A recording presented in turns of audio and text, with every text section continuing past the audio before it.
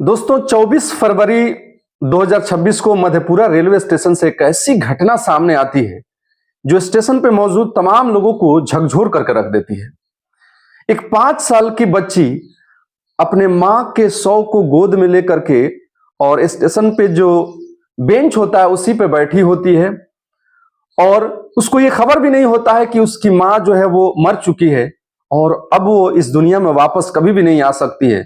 अपने मां के चेहरे पे वो हाथ फेरती है, कभी गालों को फेरती है, कभी सर पे सहलाती है और उसे इस बात की खबर भी नहीं है बिल्कुल कि अब इस दुनिया में उसकी मां नहीं है और कभी भी वापस नहीं आ सकती है।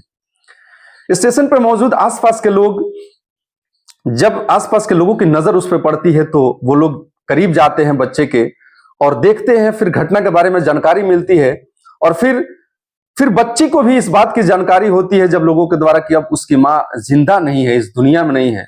बच्ची जोर जोर से रोने लगती है और उसके रोने की आवाज सुनकर के आसपास के लोगों की आंखों में भी आंसू आ जाते हैं और वो लोग भी रोने लगते हैं।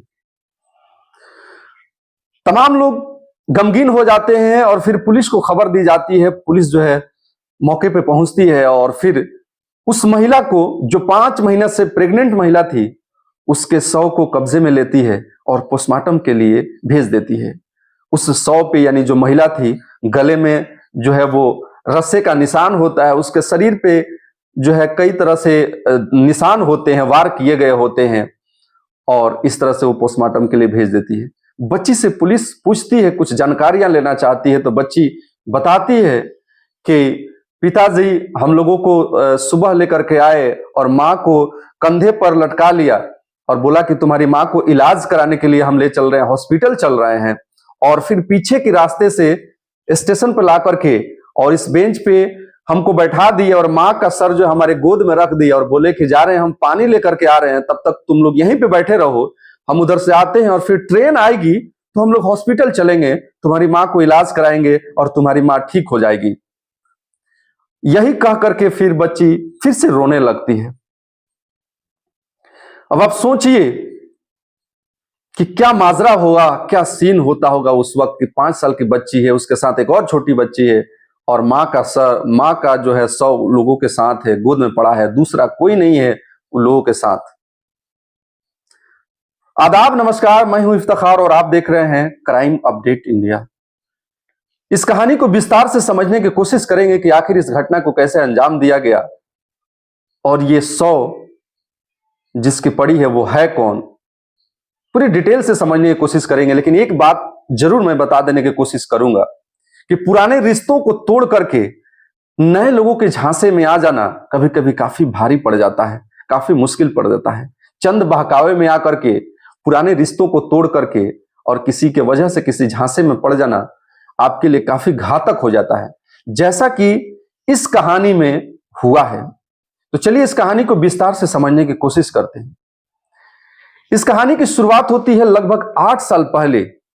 8 साल पहले यानी कि 2018 में भतखोरा गांव की घटना। भतखोरा मतलब कि भतखोरा गांव में एक काजल कुमारी नाम की लड़की रहती है और फिर मोहम्मद मुर्शीद एक लड़का होता है। ये दोनों एक ही गांव के होते हैं और एक ही विद्यालय में पढ़ते हैं, एक ही साथ आना जाना रहता है, एक ही विद्यालय में पढ़ते हैं और इन लोगों के बीच नजदीकियां बढ़ती है, फिर अफेयर शुरू हो जाता है और फिर इन लोगों के बीच में मोहब्बत प्यार जो है काफी ज्यादा परवान चढ़ जाता है। ये लोग शादी करने के लिए कहने लगते हैं और इसकी जानकारी परिवार वालों को मिलती है। परिवार वाले इन लोगों के शादी के लिए मंजूरी नहीं देते हैं और ये लोग घर छोड़ के भाग जाते हैं और फिर ये लोग कोर्ट मैरिज शादी कर लेते हैं। कोर्ट मैरिज शादी करने के बाद ये लोग घर तो वापस आ नहीं सकते हैं, तो ये लोग जो है मधेपुरा में किराए के रूम लेकर के रहने लगते हैं। किराए के रूम में ये दोनों रहते हैं और फिर वहीं पे मुर्शिद जो है वो मजदूरी का काम करता है और उसी से बीबी और वो दोनों रहते हैं और एक साथ रहने लगते हैं और फिर परिवार का खर्च चलता है। लगभग 2 साल यही सिलसिला चलते रहता है। कुछ दिन के बाद लगता है मुर्शिद को कि इस तरह से काम नहीं चलेगा, हमारे परिवार को और बेहतर करने के लिए और ज्यादा कमाने की जरूरत है, तो वो पंजाब की तरफ रुख करता है। अपने पत्नी को वहीं मधेपुरा में छोड़ करके बोलता है तुम यहीं पे रहो और वो पंजाब के लिए निकलता है। पंजाब जाकर के मजदूरी करता है और साल में 2 बार जरूर आता है अपने बीवी से मिलने के लिए। इसी तरह से लगभग 7 सालों तक चलता है। वो साल में आता है, परिवार के साथ, बीवी के साथ रहता है और इस बीच उसके 2 बच्चे होते हैं, 2 बेटियां होती हैं। सब कुछ सही चलता है, कोई दिक्कत नहीं होती है। यहां तक कि एक मोबाइल खरीद करके गिफ्ट भी करता है काजोल को, क्योंकि बात करने में कोई दिक्कत ना हो, वो जब चाहे अपने बीवी से बात कर सके, इसीलिए मोबाइल देता है। तो वो मोबाइल उसको 2024 में काजोल को मोबाइल देता है। 7 सालों तक बिल्कुल रिश्ता चलता है बेहतर तरीके से, दोनों में किसी प्रकार की कोई दिक्कत नहीं होती है। 2025 में, यानी कि 2025 में एक उसी के गांव के एक लड़के से, जिसका नाम होता है अंजर, उससे काजल की अफेयर शुरू हो जाता है और इसकी जानकारी नवंबर 2025 में मुर्शिद को चल जाती है। अफेयर के बारे में मुर्शिद को जानकारी मिल जाती है। मुर्शिद आता है घर पे, आकर के काजल को खूब समझाता है और बताता है, यहां तक कि 2 बेटियों का कसम भी दिलवाता है, सब कुछ करता है और यहां तक बोल के जाता है वापस कि तुमको मैं आऊंगा जब दोबारा तो पंजाब लेकर के चलूंगा और वहीं हम लोग रहेंगे अच्छे से। सब कुछ मैं कर दिया हूं सेटअप, वहां पे कोई दिक्कत नहीं है। सब कुछ बोल करके वापस चला जाता है। लेकिन वो कुछ भी बोलता है, काजल पे फर्क नहीं पड़ता है, क्योंकि काजल तो किसी के बहकावे में आ चुकी होती है। मुर्शिद के जाने के बाद ही 10 दिसंबर 2025 को काजल घर छोड़ करके अंजर के साथ निकल जाती है हमेशा के लिए और साथ में 2 बच्चों को भी लेकर के जाती है। और फिर ये लोग किराए के रूम लेकर के दूसरे जगह अंजर जो है अपने साथ रखने लगता है। इसी तरह से यह सिलसिला चालू रहता है। जब इसकी जानकारी मुर्शिद को लगती है, मुर्शिद कॉल करके मनाने की कोशिश करता है कि तुम घर वापस आ जाओ, मैं आ रहा हूं, तुमको लेकर के चलूंगा, कोई दिक्कत नहीं होगी, कोई परेशानी नहीं होगी। लेकिन मुर्शिद की एक भी नहीं सुनती है काजल। काजल तो किसी और के बहकावे में आ चुकी होती है। वो चली जाती है हमेशा के लिए वहीं पे, इसकी बात नहीं मानती है मुर्शिद की। फिर उसके बाद जनवरी में काजल बताती है मुर्शिद से कि मैं 2 महीने के प्रेग्नेंट हूं, यानी कि 6 महीने के बाद, यानी भागने के, ये लोग जब भाग जाते हैं अंजर के साथ, जो काजल जाती है उसके 6 महीना जो है गुजर जाता है, उसमें से 2 महीना के बाद यानी कि जनवरी में बताती है काजल अंजर को कि मैं 2 महीने की प्रेग्नेंट हूं। जैसे ही ये बात बताती है अंजर और काजल के बीच उसके बाद से लगातार विवाद शुरू हो जाता है। बार बार जो है झगड़े होते रहते हैं।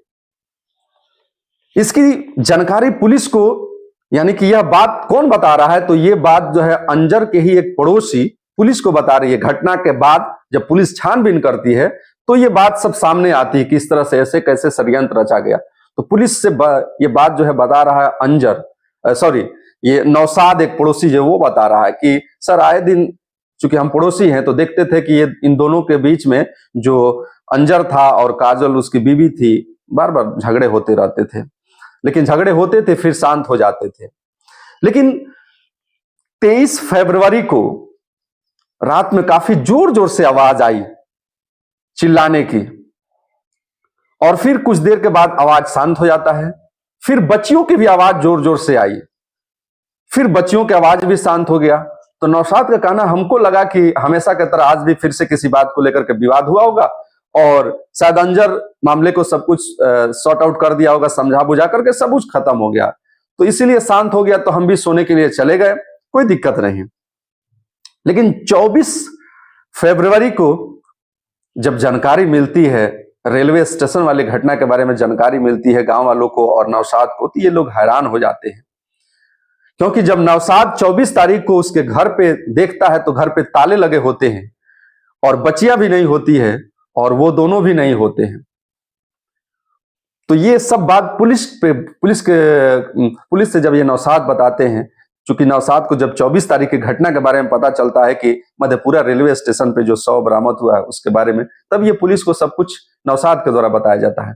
पुलिस अपने दल बल के साथ जो है उस घर पे जाकर के और पूरे घर की तलाशी लेती है, सैंपल इकट्ठा करती है और सब कुछ सबूत इकट्ठा करती है और साथ में इंस्पेक्टर होते हैं दिलीप कुमार, उनके द्वारा मीडिया को और तमाम लोगों को यह बताया जाता है कि जो भी सैंपल मिला और सबूत जो कुछ भी मिले, उससे यही अब तक स्पष्ट हो रहा है कि कहीं ना कहीं फांसी के मामला सामने आ रहे हैं कि फांसी लगा करके और फांसी का रूप दिया गया है, यानी कि मार करके फांसी का रूप दिया गया है। लेकिन अभी स्पष्ट कुछ नहीं कहा जा सकता है जब तक कि पोस्टमार्टम रिपोर्ट ना आ जाए। जब मैं ये वीडियो बना रहा हूं, आपको बता रहा हूं, तब तक पोस्टमार्टम रिपोर्ट नहीं आया था, लेकिन पुलिस कहीं ना कहीं इस बात से स्पष्ट थी कि मारा गया है, हत्या किया गया है, फांसी मतलब कि प्लानिंग करके फांसी का रूप दिया गया है। तो आप सोचें कि एक पति था पहले, उस पति को छोड़ करके, चूंकि पहले से प्रेम प्रसंग था, अफेयर था, अफेयर के बाद शादी हुई थी, ऐसा नहीं था कि परिवार जबरदस्ती शादी कर दी थी इसीलिए वो घर छोड़ करके और अपने आशिक के साथ चली गई, ऐसा भी नहीं था। उसने खुद जिससे प्यार किया था, जिसको चुना था, उसी से शादी की थी, उसके साथ 7 सालों तक सब कुछ ठीक चल रहा था। फिर ये 2 बच्चियां भी होती है, उसके बाद भी किसी और के साथ अफेयर हो जाना, ये दिखाता है कि हमारे समाज में कैसे कैसे मानसिकता वाले लोग हैं। और मेरे ये वीडियो बनाने का मकसद किसी का दिल दुखाना नहीं, किसी को सताना नहीं, बल्कि आपको सतर्क करना है, जागरूक करना है कि हमारे समाज में कैसे कैसे लोग हैं। आप बिल्कुल सतर्क रहें, किसी पे ब्लाइंडली विश्वास नहीं करने की जरूरत है, क्योंकि हो सकता है आपके केवल यूज के लिए कोई आपसे नजदीकी बढ़ाता हो और ऐसे ऐसे बात करता हो जिससे लगे कि सबसे ज्यादा ये हमारा रिस्पेक्ट कर रहा है और हमको चाह रहा है, लेकिन वास्तव में ऐसा होता नहीं है। वो अपने किसी इच्छा को पूरा करने के लिए ही वो आपसे नजदीकी बढ़ा रहा है। इसीलिए आप सतर्क रहें, किसी के झांसे में न आए और जो आपका रिश्ता है उसको बनाए रखें। आज बात बात पे लोग जो है तलाक दे रहे हैं और अलग हो जा रहे हैं किसी बात को लेकर के, तो ऐसा करने की जरूरत नहीं है। जो रिश्ता जुड़ा है उसको बचा के रखें, एक जिंदगी मिली है उसको अच्छे से निभाएं और रिश्ता को भी निभाएं। जहां रहें स्वस्थ रहें, अच्छे से रहें, परिवार के साथ रहें और सतर्क रहें।